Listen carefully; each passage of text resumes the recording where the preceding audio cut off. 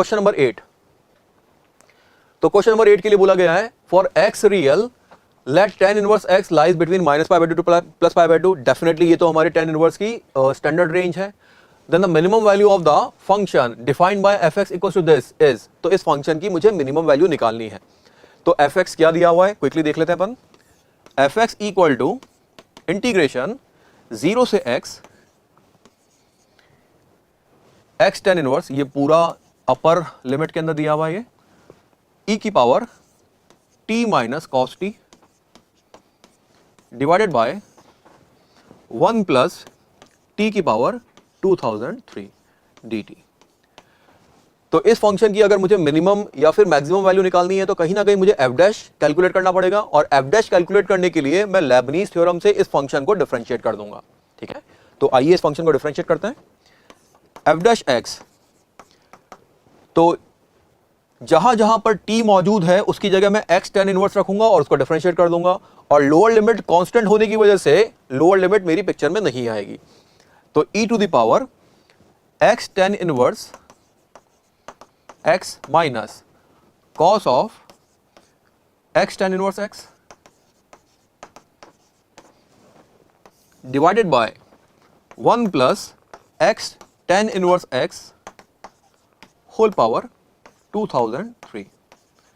Now differentiation of the upper limit, तो अगर मैंने x को डिफरेंशिएट किया तो tan इनवर्स बचेगा, एंड अगर मैंने x को एज इट इज रखा तो tan इनवर्स का डिफरेंशिएशन 1/1 प्लस एक्स स्क्वायर। ठीक है, तो ये हमारा f डैश आ रहा है। तो एक बार अगर हम क्विकली देखें तो ये जो वैल्यू दे रखी है, this value is absolutely greater than 0, it can never be 0। दूसरी बात करते हैं, x and tan inverse, x और tan इनवर्स का x का जो साइन होता है वो सेम होता है। अगर x पॉजिटिव है तो tan इनवर्स भी पॉजिटिव होगा, x नेगेटिव है तो tan इनवर्स भी नेगेटिव होगा। इनका जो प्रोडक्ट है ये ऑटोमेटिकली पॉजिटिव होगा। इसका कहने का मतलब क्या हो गया कि ये जो ब्रैकेट है पहले वाला, ये मेरा कभी भी 0 नहीं हो सकता, ये हमेशा पॉजिटिव है। तो जो मेरी यहां पर वैल्यू निकल के आएगी वो बेसिकली इस ब्रैकेट से निकल के आने वाली है। ठीक है, तो अगर मैं यहां पे बात करता हूं कि ये 0 कब होने वाला है, लेट्स से इसकी मैं बात करता हूं कि ये 0 कब होने वाला है, तो मुझे यहां पर केवल और केवल एक पॉइंट दिख रहा है, that is x equal to 0, जिस पे ये वैल्यू 0 हो जाएगी। अगर x 0 नहीं हुआ तो tan इनवर्स और x का सेम साइन होने की वजह से ये टोटल वैल्यू कभी भी 0 नहीं होने वाली है। ठीक है, तो x इक्वल टू 0 पर डेफिनेटली मेरा एक्सट्रीमा आ रहा है। अब वो मैक्सिमा है कि मिनिमा, वो देख लेते हैं एक बार। अगर x नेगेटिव है तब तो मेरा जो f डैश आएगा वो डेफिनेटली नेगेटिव आएगा। चेक कर लेते हैं, ये वाली वैल्यू तो पॉजिटिव है टोटल। अगर x नेगेटिव तो tan इनवर्स नेगेटिव होगा और x/1 प्लस एक्स स्क्वायर भी नेगेटिव होगा, तो ओवरऑल f डैश नेगेटिव हो गया।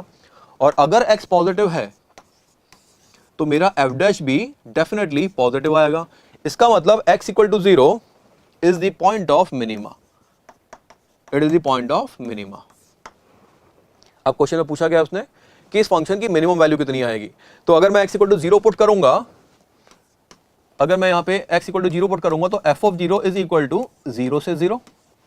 यहां पर कोई भी चीज हो, अगर मैं 0 से 0 इंटीग्रेट कर रहा हूं तो टोटल वैल्यू 0 ही आनी पड़ेगी। तो मिनिमम वैल्यू मेरे फंक्शन की कितनी आ जाएगी, 0। Answer is 0।